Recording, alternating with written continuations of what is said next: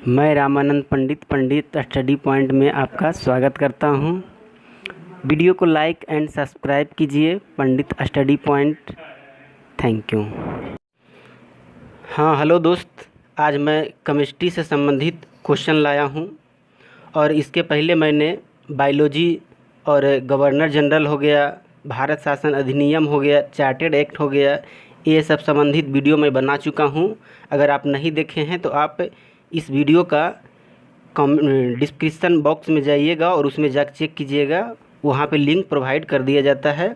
और सभी वीडियो का पीडीएफ अगर आप डाउनलोड करना चाहते हैं तो डिस्क्रिप्शन बॉक्स में ओपन कीजिए, वहाँ आपको सारा वीडियो का पीडीएफ मिल जाएगा। और शुरू करते हैं। आज का केमिस्ट्री से संबंधित क्वेश्चन है। पहला क्वेश्चन देखिए, आवर्त सारणी से संबंधित अष्टक का सिद्धांत किसने दिया था? तो अष्टक का सिद्धांत जो था न्यूलैंड्स दिया था। अष्टक का सिद्धांत न्यूलैंड्स दिया था।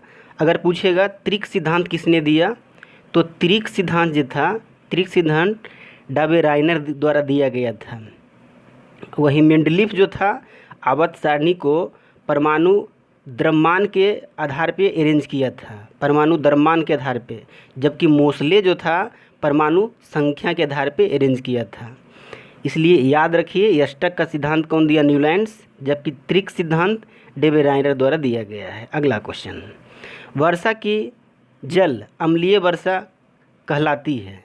अम्लीय वर्षा कहलाती है जब जल की पीएच मान कितना हो जाता है? तो जब जल का पीएच मान जो है 5.6 से कम हो जाएगा तो उसको हम अम्लीय वर्षा कहेंगे।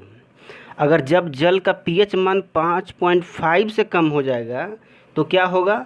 दांत जो है झरना प्रारंभ हो जाएगा। दांत के ऊपर जो एनामेल होता है वह झरना शुरू हो जाएगा, जो कि एनामेल कैल्शियम फॉस्फेट का बना होता है।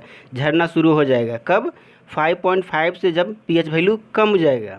अब 5.6 से जब कम जाएगा तो अम्लीय वर्षा जल कहलाएगा। आगे देखिए, निम्नलिखित में से कौन सा एल्काइन, एल्काइन का रासायनिक सूत्र है? यहाँ एल्काइन बोला है, यानी एल्काइन के मतलब बाई-एन-ई, एल्काइन। तो एल्काइन का समान सूत्र कौन हो जाएगा?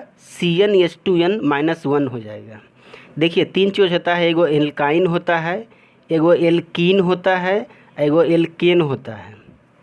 एगो में ANE रहता है, एगो में ENE रहता है, एगो में बाई-NE रहता है। यहाँ सूत्र पूछा है इसलिए CnH2n हो गया। अगर पूछता एल्काइन में कितने बॉन्ड होते हैं तो उसमें ट्रिपल बॉन्ड होते हैं। अगर एल्केन में कितने बॉन्ड होते हैं तो इसमें सिंगल बॉन्ड होते हैं, जबकि एल्कीन जो है इसमें डबल बॉन्ड होते हैं। जब आप अरेंज कीजिएगा, स्ट्रक्चर फार्मूला लिखिएगा तो उसमें पता चलेगा कि इसमें कितना बॉन्ड होता है। अगला क्वेश्चन देखिए, निम्नलिखित में किस ठोस मिश्रण को ऊर्ध्वपातन के द्वारा अलग किया जाता है? तो ऊर्ध्वपातन के द्वारा हम किसको और किसको अलग कर सकते हैं भाई? तो कपूर की अगर बात करें तो कपूर का ऊर्ध्वपातन के द्वारा अलग किया जा सकता है। नेप्थलीन इसको भी किया जाता है, एंथ्रासीन इसको भी किया जाता है, इसलिए इनमें से सभी हो जाएगा। अब यहाँ ऊर्ध्वपातन क्या है? तो ऊर्ध्वपातन है वैसा एक प्रोसेस है जो ठोस को डायरेक्ट गैस में परिवर्तित कर दे, उस प्रक्रिया ऊर्ध्वपातन कहलाता है। तो ऊर्ध्वपातन कपूर में भी होता है, नेप्थलीन में होता है, एंथ्रासीन में भी होता है, और इसके अलावा जो है एक अमोनिया क्लोराइड में भी होता है। याद रखिए। अगला क्वेश्चन, बोरेक्स अयस्क जो है, बोरेक्स अयस्क से किस धातु का निष्कर्षण किया जाता है? 5 का। तो इसका सोडियम हो जाएगा, क्योंकि बोरेक्स अयस्क जो है से निष्कर्षण सोडियम का किया जाता है। अगर पोटेशियम किससे निष्कर्षण किया जाता है? तो एक अयस्क है नाइटर, जिससे पोटेशियम का निष्कर्षण होता है, या कार्नेलाइट भी पोटेशियम का निष्कर्षण होता है। पारा का एक फेमस है सिनेबार से पारा का निष्कर्षण होता है। अगर यूरेनियम पूछेगा तो यूरेनियम में पिंच ब्लेड आता है। पिंच ब्लेड ऐसा अयस्क है यूरेनियम के जो ज़्यादा पिंच ब्लेड से ही यूरेनियम का निष्कर्षण किया जाता है, इसलिए इसमें पूछा था बोरेक्स। तो बोरेक्स जो है सोडियम का एक अयस्क है। अगला क्वेश्चन, कोबाल्ट ऑक्साइड कांच को कैसा रंग प्रदान करता है? तो कोबाल्ट ऑक्साइड जो है कांच को गहरा नीला रंग प्रदान करता है। यहाँ लाल चटक जो है ऑप्शन ए में क्यूप्रस ऑक्साइड अगर रहता तो लाल चटक रंग हो जाता है, क्योंकि क्यूप्रस ऑक्साइड लाल चटक रंग प्रदान करता है। और हरा की बात करें तो फेरक ऑक्साइड जो है हरा रंग देता है, जबकि भूरा जब हो जाएगा, भूरा जो है फेरिक ऑक्साइड के कारण भूरा रंग देता है। तो यहाँ पूछा था कोबाल्ट ऑक्साइड कांच को कैसा रंग प्रदान करता है, तो गहरा नीला रंग हो जाएगा। आगे देखिए 7 नंबर पूछा है RDX को जर्मनी में किस नाम से जाना जाता है। RDX को, तो RDX को जर्मनी में किस नाम से जानते हैं, तो हेक्सोजोन, इसमें इसका आंसर हो जाएगा बी हो जाएगा, हेक्सोजोन के नाम से जानते हैं। अगर साइक्लोनाइट की बात करें तो यह अमेरिका में बोला जाता है, यानी USA में RDX को साइक्लोनाइट कहते हैं, जबकि T4 जो हो गया इटली में इसको T4 कहा जाता है। एक क्वेश्चन और याद रखिए, इसमें पूछता है RDX फुल फॉर्म पूछता है, RDX का फुल फॉर्म क्या होता है, तो रिसर्च एंड डेवलप्ड एक्सप्लोसिव होता है, रिसर्च एंड डेवलप एक्सप्लोसिव। इसका खोज कौन किया था, तो हैंस हाइनिंग ने किया था, हैंस हाइनिंग किया था, इसका खोज किया था हैंस हाइनिंग। अगर पूछेगा RDX विस्फोटक के ऊष्मा कितना होता है, तो उस ऊष्मा जो इसका होता है 1510 किलो कैलोरी प्रति केजी होता है, 1510 किलो कैलोरी प्रति केजी होता है, याद रखिए। आगे क्वेश्चन नंबर 8, निम्नलिखित में से कौन सा निष्क्रिय गैस वायुमंडल में नहीं पाया जाता है। पूछा है वायुमंडल में नहीं पाया जाता है, तो वायुमंडल में रेडॉन गैस जो है वायुमंडल में नहीं पाया जाता है ना। अगर रेडॉन की बात करें तो आप कैंसर का इलाज जो है उसमें रेडॉन का प्रयोग किया जाता है, रेडॉन गैस का प्रयोग किया जाता है, यह अक्रिय गैस है। अगर ऑप्शन ए ऑर्गन की बात करें तो ऑर्गन जो है वायुमंडल में सबसे अधिक मात्रा में पाया जाता है, यानी सबसे अधिक कौन सा अक्रिय गैस वायुमंडल में पाया जाता है, तो रेडॉन सबसे अधिक। अगर जेनॉन की बात करें तो सर्वाधिक यौगिक बनाने वाला जो अक्रिय गैस है जेनॉन ही है। और अगर ऐसे क्वेश्चन पूछे वायुमंडल में पाया जाने वाला सबसे भारी अक्रिय गैस कौन है, तो जेनॉन हो जाएगा, क्योंकि भारी तो रेडॉन होता है लेकिन रेडॉन वायुमंडल में पाया नहीं जाता है। तो अगर ऐसा क्वेश्चन कहे वायुमंडल में पाए जाने वाला सबसे भारी अक्रिय गैस कौन है, तो जेनॉन हो जाएगा, याद रखिए। और हीलियम तो है सबसे हल्का अक्रिय गैस है, इसलिए इसमें पूछा था वायुमंडल में कौन नहीं पाया जाता है, तो रेडॉन हो जाएगा। अगला क्वेश्चन देखिए, आभूषण बनाने में शुद्ध सोना में कौन सी धातु मिलाई जाती है, तो उसमें शुद्ध सोना में कौन सी धातु मिलाएंगे, तांबा भी मिलाएंगे या चांदी भी मिलाएंगे, इसलिए इसका ऑप्शन डी हो जाएगा, बी एंड सी दोनों। आभूषण बनाने में आभूषण जो शुद्ध सोना रहता है वह 24 कैरेट का रहता है, 24 कैरेट का रहता है, और जबकि आभूषण जो बनता है वह 22 कैरेट का रहता है। तो उसमें कुछ मिलावट की जाती है, उसके बाद आभूषण तैयार किया जाता है। अगला क्वेश्चन, कृत्रिम वर्षा कराने के लिए उसमें किस रसायन का प्रयोग किया जाता है, कृत्रिम वर्षा कराने के लिए, तो कृत्रिम वर्षा कराने के लिए सिल्वर आयोडाइड का प्रयोग किया जाता है, याद रखिएगा, बढ़िया क्वेश्चन है। अगर इसी में बात करें सिल्वर ब्रोमाइड, तो सिल्वर ब्रोमाइड का हम लोग किस में उपयोग करते हैं, तो फोटोग्राफी में हम लोग सिल्वर ब्रोमाइड का उपयोग करते हैं।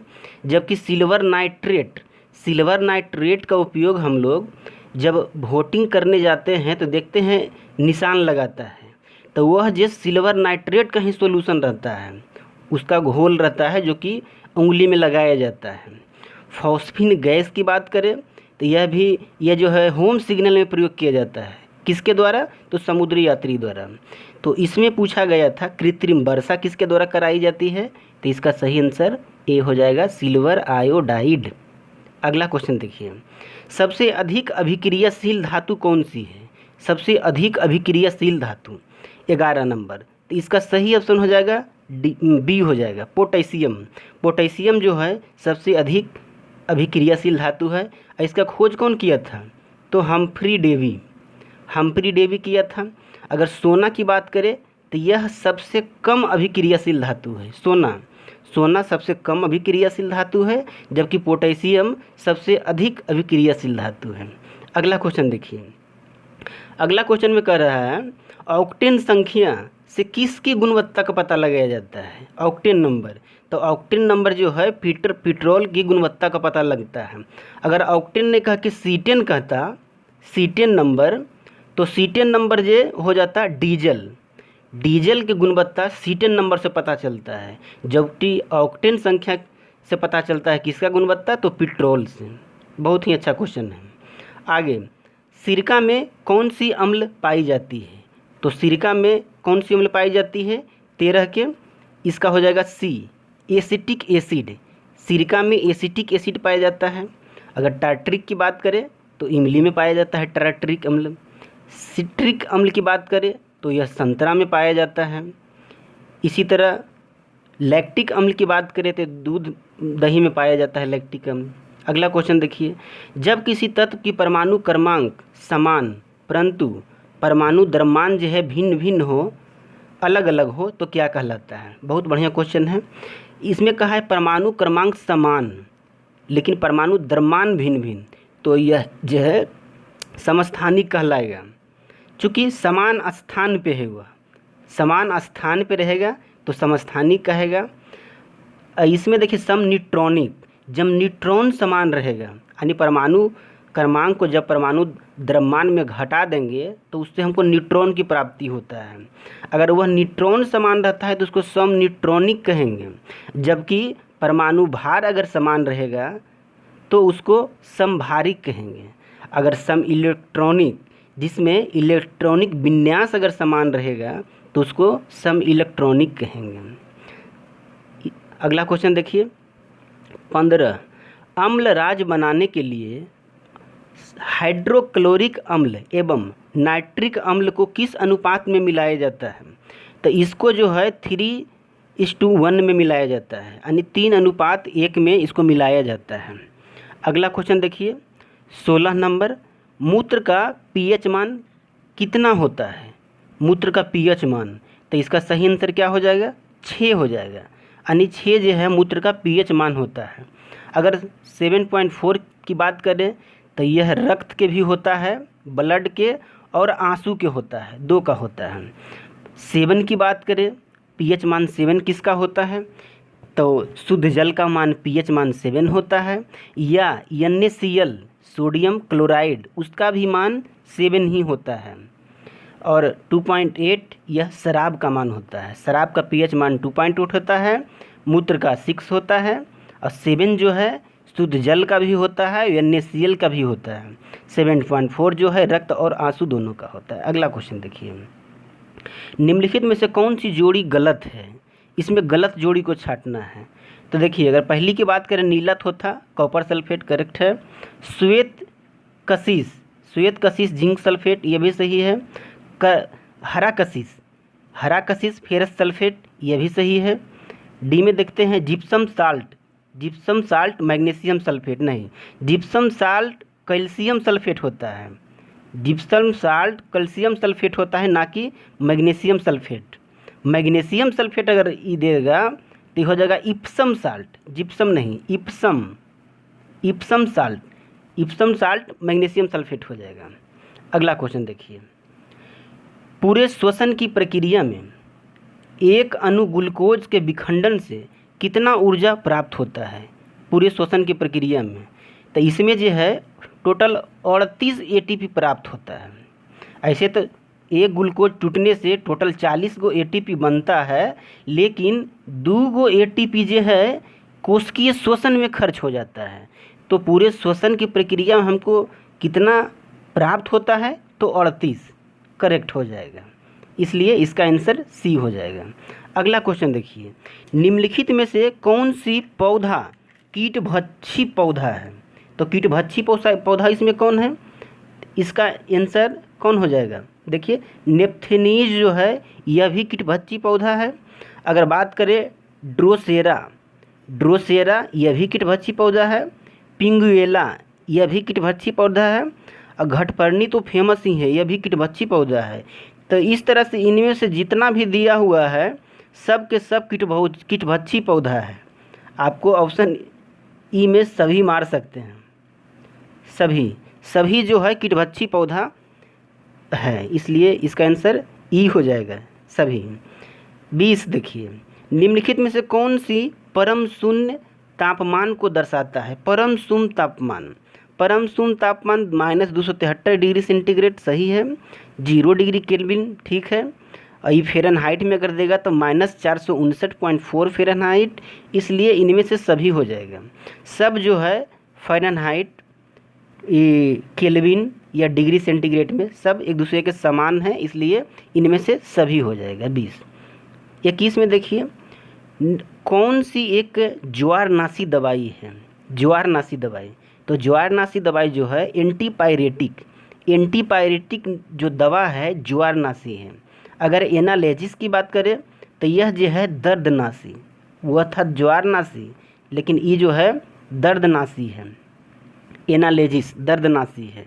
अगर एंटीसेप्टिक की बात करें तो एंटीसेप्टिक जो है यह जीवाणुओं को प्रवेश, शरीर में जीवाणुओं को प्रवेश से रोकता है। एंटीसेप्टिक का काम है।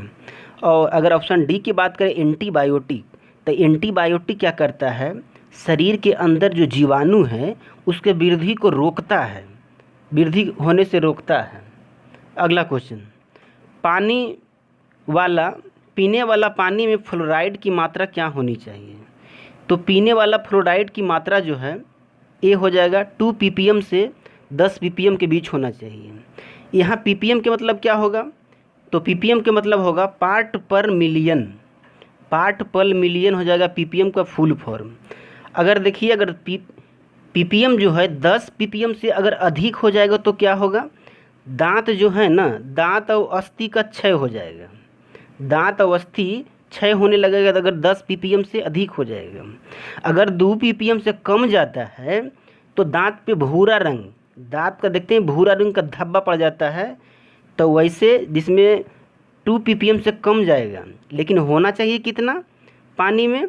तो 2 ppm से 10 ppm होना चाहिए फ्लोराइड की मात्रा। अगर 10 ppm से अधिक होगा तो दांत झरना शुरू हो जाएगा। अगर 2 ppm से कम होगा तो दांत जो है भूरा हो जाएगा, धब्बा पड़ जाएगा। अगला क्वेश्चन देखिए, निम्नलिखित में से कौन सी जोड़ी गलत है? 23 में, तो 23 के कौन सी जोड़ी गलत हो जाएगा? अगर कैलेमाइन की बात करें तो कैलेमाइन जिंक का एक अयस्क है, करेक्ट है। क्यूप्राइड जो है तांबा का अयस्क है। डोलामाइट मैग्नीशियम कैल्शियम दोनों का अयस्क है। दोनों का निष्कर्षण डोलामाइट से किया जाता है, या कैल्शियम या मैग्नीशियम ठीक है। जिप्सम, तो जिप्सम सोडियम यह गलत है। जिप्सम जो है कैल्शियम का निष्कर्षण किया जाता है जिप्सम से, ना कि सोडियम से, इसलिए इसका ऑप्शन डी हो जाएगा। अगला क्वेश्चन, कार्बन डाइऑक्साइड का प्रयोग किसमें किया जाता है? कार्बन डाइऑक्साइड का प्रयोग किसमें किया जाता है? कार्बन डाइऑक्साइड का प्रयोग किसमें किया जाता है? तो देखिए, सोडा वाटर में किया जाता है, आग बुझाने में किया जाता है, मृदु पेय पदार्थ में इसमें भी किया जाता है सोडा वाटर का प्रयोग। तो इसलिए इसका ऑप्शन हो जाएगा डी हो जाएगा। इनमें से सभी सही आंसर हो जाएगा। सब में प्रयोग किया जाता है कार्बन डाइऑक्साइड को। क्वेश्चन नंबर 25 की ओर चलिए। निम्नलिखित में से गलती जोड़ी को चयन कीजिए। इनमें से कौन सा गलत जोड़ा है? पीतल की बात करें तो कॉपर जिंक सही है। कांसा की बात करें कॉपर एल्युमिनियम, ये गलत हो जाएगा। कांसा जो है कॉपर प्लस टीन होता है, यसियन कॉपर प्लस टीन होता है, ना कि एल्युमिनियम, इसलिए बी ऑप्शन गलत है। और गलत को यहाँ चयन करना था, इसलिए बी हो जाएगा। जर्मन सिल्वर की बात करें तो कॉपर जिंक निकेल सही है। अगर टंका की बात करें सोल्डर, तो यह SnPb करेक्ट है, इसलिए इसका सही आंसर हो जाएगा बी, जो कि गलत है। आगे देखिए 26 नंबर, सर्वाधिक विद्युत चालकता वाला तत्व कौन सा है?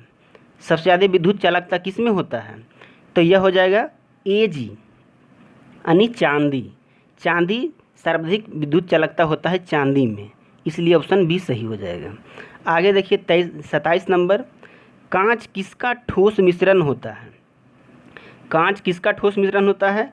सिलिका के बात करें तो करें सही है, सिलिका उसमें होता है। सोडियम सिलिकेट ये भी कांच में होता है। कैल्शियम सिलिकेट ये भी कांच में होता है। इसलिए इसका सही आंसर इनमें से सभी हो जाएगा। सभी के मिश्रण से कांच का निर्माण किया जाता है। और एक चीज़ और बता दें, कांच जो होता है ना, अति शीतित द्रव होता है। पूछता है इनमें से कौन सा अति शीतित द्रव है, तो कांच ऑप्शन में देगा। तो कांच जो है अति शीतित द्रव होता है।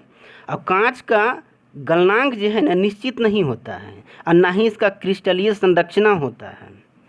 याद रखिएगा। और कोई रासायनिक सूत्र भी कांच का नहीं होता है। अगला क्वेश्चन देखिए 28 नंबर। कार्बन डाइऑक्साइड का बंधन कोण कितना होता है? यानी CO2 का बंधन कोण कितना होता है? तो CO2 का बंधन कोण 180 डिग्री होता है। चूँकि इसका ज्यामितीय आकार जो है ना रैखिक होता है, तो रैखिक पे कितना डिग्री का एंगल बनेगा? 180 डिग्री का एंगल बनेगा। इसलिए CO2 का बंधन कोण 180 डिग्री होता है। अगर 109 डिग्री की बात करें किसका होता है? यह अमोनिया का होता है, जिसका आकृति पिरामिड के जैसा होता है, ज्यामितीय आकृति। अगर ऑप्शन सी की बात करें 105 डिग्री, तो यह जो होता है जल का, यह भी बहुत पूछता है, जल का बंधन कोण कितना होता है? तो 105 डिग्री होता है। और 109.28 इंच जो है यह जो होता है मीथेन का होता है, यानी CH4 का बंधन कोण ये इतना होता है। और CH4 का क्रिस्टलीय ज्यामितीय आकार जो है चतुष्फलकीय होता है, जानते होंगे। अगला देखिए, सोना का लैटिन नाम क्या होता है? सोना का लैटिन नाम, तो सोना का लैटिन नाम जो है क्या हो जाएगा? फेरम। फेरम किसका हो जाएगा? ये तो लोहा का हो जाएगा फेरम। क्यूपरम कॉपर का हो जाएगा। ओरम सही हो जाएगा, इस सोना का हो जाएगा एयू हो जाएगा। अर्जेंटम यानी अर्जेंटम जो है चांदी का हो जाएगा, यानी इसमें पूछा था सोना का लैटिन नाम, तो औरम हो जाएगा एयू। अगला देखिए, बॉयल्स का नियम में क्या नियत होता है? तो बॉयल्स के नियम में क्या कांस्टेंट होता है? तो बॉयल्स के नियम में टेम्परेचर कांस्टेंट होता है। अगर यहाँ बॉयल्स नियम नहीं पूछ के कहता चार्ल्स नियम, तो चार्ल्स नियम में दाब कांस्टेंट होता है, जबकि दाब का नियम जो है उसमें आयतन कांस्टेंट होता है, जिसमें आयतन कांस्टेंट मेन फार्मूला क्या होता है? PV बराबर NRT होता है। इसमें आप कांस्टेंट रख लीजिए, फार्मूला बन जाएगा। अगर आयतन कांस्टेंट होगा तो क्या होगा? P directly proportional to T हो जाएगा। अगर दाब कांस्टेंट होगा तो क्या हो जाएगा? V directly proportional to T हो जाएगा। उसी तरह अगर टेम्परेचर कांस्टेंट होगा तो V inversely proportional to pressure हो जाएगा। इसलिए इसमें पूछा है बॉयल्स नियम के किस पे उसमें कांस्टेंट कौन रहता है? तो टेम्परेचर हो जाएगा। इस तरह आज 30 क्वेश्चन का ये सेट समाप्त हुआ। आप लोग बताइएगा, कमेंट कीजिएगा कैसा लगा। थैंक यू, धन्यवाद।